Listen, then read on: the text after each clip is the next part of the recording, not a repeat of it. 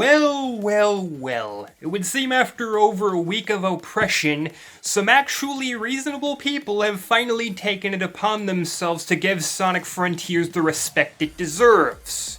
But before we get into all that, I had said that after I beat Sonic Frontiers, I was going to give my full thoughts on it.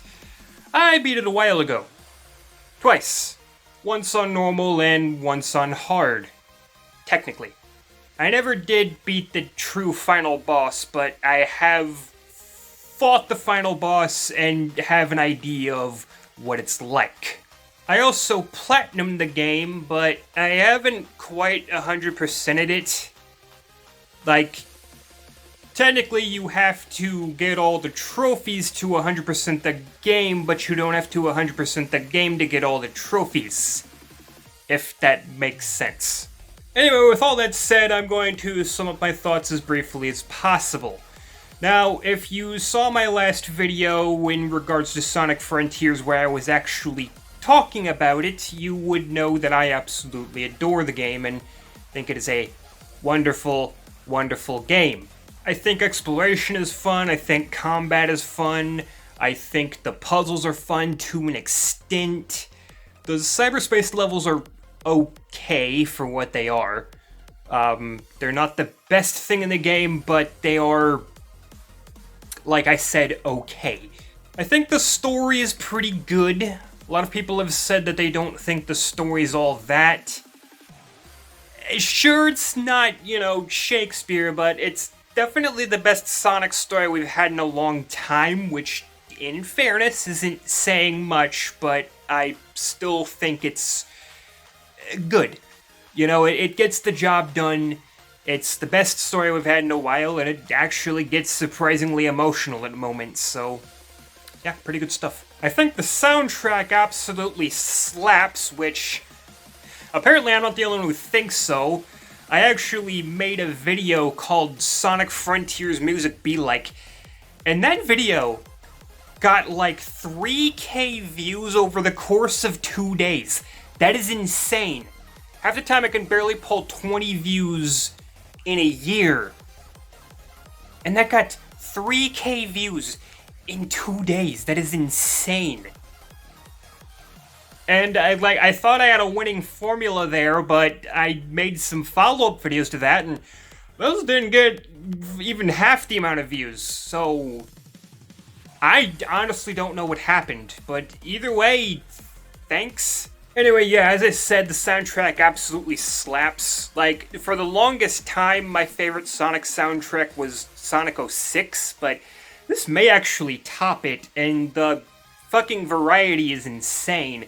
You've got, piano pieces for, like, Kronos Island, then Ares Island, kinda has this Sonic 06-esque desert music. You've got EDM for the cyberspace levels, fucking heavy metal for the fucking Titan boss fights, which are all amazing. They got the lead singer of Sleeping with Sirens, which... What? That's actually insane.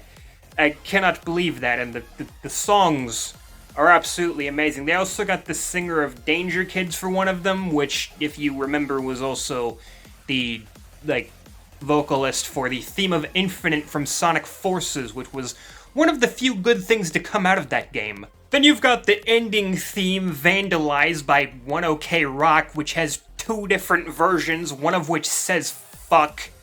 That's a thing. Point is, music absolutely slaps for, no fucking reason. These composers need to fucking chill. For real. Game's not without its faults, though. For one thing, Chaos Island can kiss my fucking ass, pinball and all. Goddamn mandatory pinball.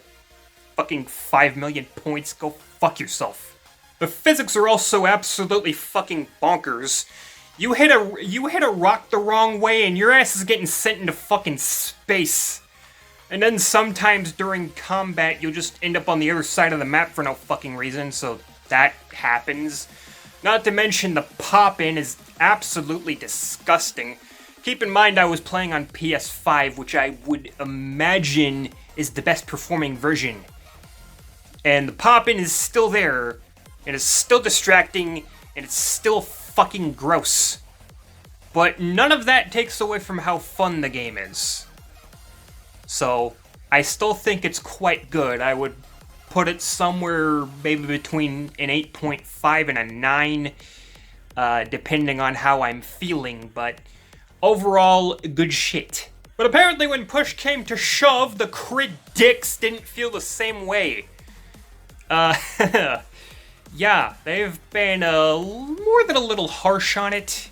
On average, the critics score the game at about a 70% on Metacritic and a 7 out of 10 elsewhere, which is still technically in the good zone, but also still in the yellow zone. And that's still not great.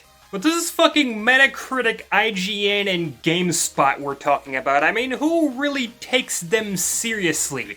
What about Nintendo Life? I've been following them for a while. They're okay. Surely they'll be a little more reasonable. Oh! Jesus, spandex wearing Christ on a Tuesday, a 4 to fuck. That's not even a 4 out of 5, it's a 4 out of 10. It's bottom of the barrel, it's the red zone. It's the same fucking score IGN gave fucking Superman 64, are you high? Keep in mind, IGN and Nintendo Life both gave Sonic Colors Ultimate an 8 out of 10.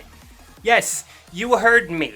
The one that could potentially give people seizures on Switch, deleted your save data on PS4, and ran like Kentucky Fried Ass on Xbox?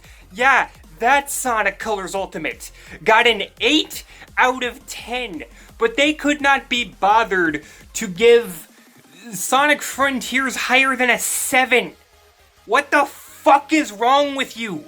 But then finally, as if from the heavens, some people with half a fucking brain made positive reviews for the game and gave it an 80 on Metacritic.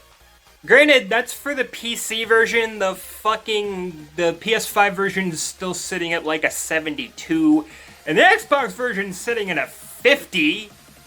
As in a 5 out of 10. What the absolute fuck? And it's not like any of the versions of the game run that differently from what I know. I'm pretty sure they're all basically the same fucking game. I'm sure the Switch version runs like an ass hair worse than the rest, but still, like, it's not that serious. There's not really that big of a difference between the versions, so why such a score difference that makes absolutely no sense at all? And it wouldn't even be that big of a deal. Like, Sonic games get shit on all the fucking time. It's nothing new. But every fucking time a Sonic game scores low, Sega thinks, oh, well, I guess that was a bad idea, better scrap it and move on to something else. Okay, like, still never got a Sonic Heroes 2, and I mean, that probably could have made a potentially good series, but they just gave up and never looked back. So I was just a little worried that the same thing might happen with Sonic Frontiers, and this is a really good formula for Sonic. Like, if they take what they learned from this game, apply it to the next one, make improvements, take what worked, scrap what didn't, we might be talking like the perfect 3D Sonic game here. Like, a Sonic Frontiers 2, if done right, could be the best goddamn Sonic game we've ever fucking seen. Luckily, it seems like they're not giving up, because Sega has said themselves that they're taking the comments and criticism into consideration, and they're applying it to, I don't know, either updates or a potential sequel. They've pretty much just said they're taking everybody's commentary into consideration and that they're going to use it going forward, which is probably the best way they could possibly go about this. And I'm very glad. And I hope that there actually is a good future for Sonic, because, good lord, we have been suffering for far too long, and it's time to stop. It's time to stop the suffering. Like, Sonic fans deserve better than this. We really do. Like, it's...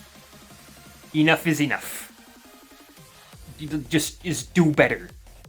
Anyway, I think that's about all I have to say. If you actually watched this piece of shit video, thanks. You're a real bro.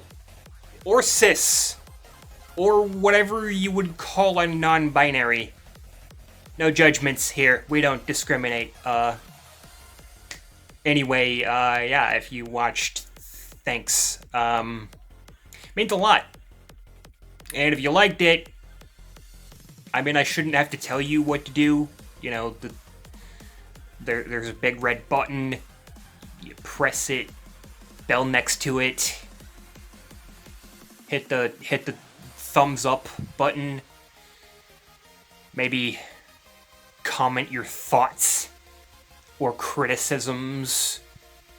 Both are equally valuable. Yeah. So hopefully you take that into consideration. This is the Gothic Gaming Geek, wondering what the fuck his purpose in life is. Peace. You cock-juggling thunder cunt!